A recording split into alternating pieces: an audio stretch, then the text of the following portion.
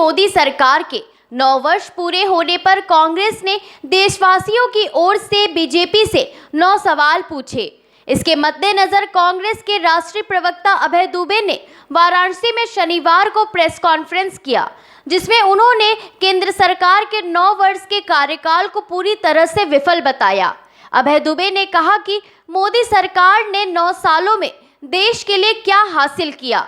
याद कीजिए वो नारा, हम मोदी जी को लाने वाले हैं, अब अच्छे दिन आने वाले हैं। आज 9 साल बाद इस नारे के सरोकार के सार को जानते हैं।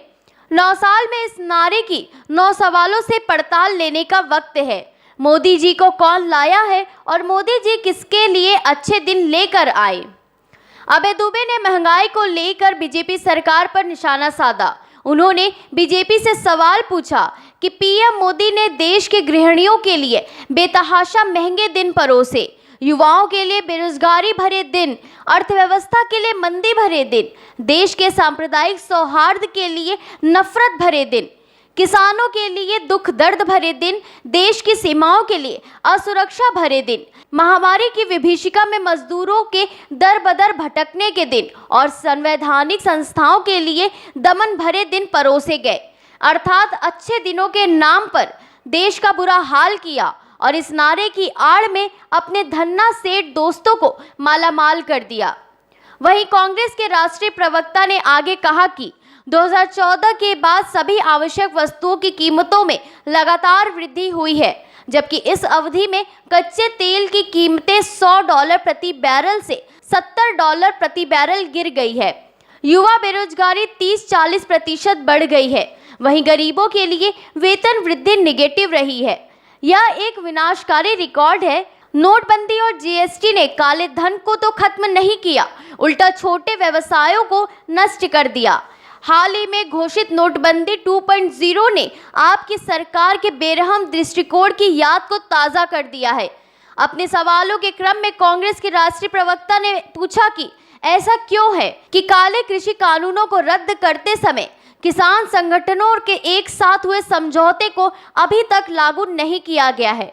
एमएसपी की गारंटी क्यों नहीं दी गई। पिछले 9 सालों में भी किसानों की आय क्यों दोगुनी नहीं हुई। वाराणसी के सिगरा स्थित एक निजी होटल में आयोजित पत्रकार वार्ता से पूर्व सर्वप्रथम भारत के पहले प्रधानमंत्री स्वर्गीय जवाहरलाल नेहरू की 19वीं पुण्यतिथि के अवसर पर उपस्थित सभी कांग्रेस जनों ने पूर्व प्रधानमंत्री के चित्र पर पुष्पांजलि अर्पित कर उनके प्रति अपनी कृतज्ञता अर्पित की।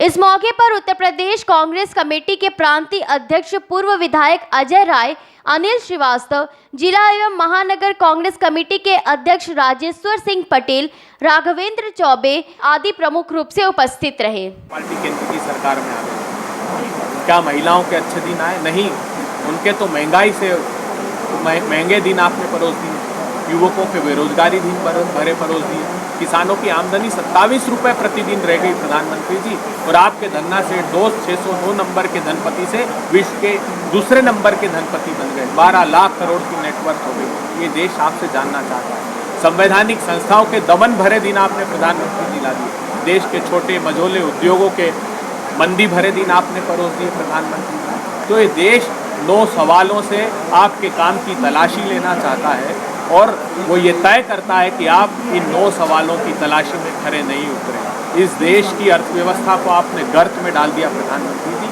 चीन भारत की सीमा में 2000 स्क्वायर किलोमीटर पर कब्जा करके बैठा है, मगर आप क्लीन चिट उसको दे देते हैं। लाल आंख कब दिखाएंगे प्रधानमंत्री जी, जो आपने देश को वादा किया था। तो ऐसे प्रासंगिक 9 सवालों को लेकर समूचे देश में आज कांग्रेस पार्टी प्रेस कॉन्फ्रेंस कर रही है और प्रधानमंत्री जी से 9 सवाल पूछ रहे हैं।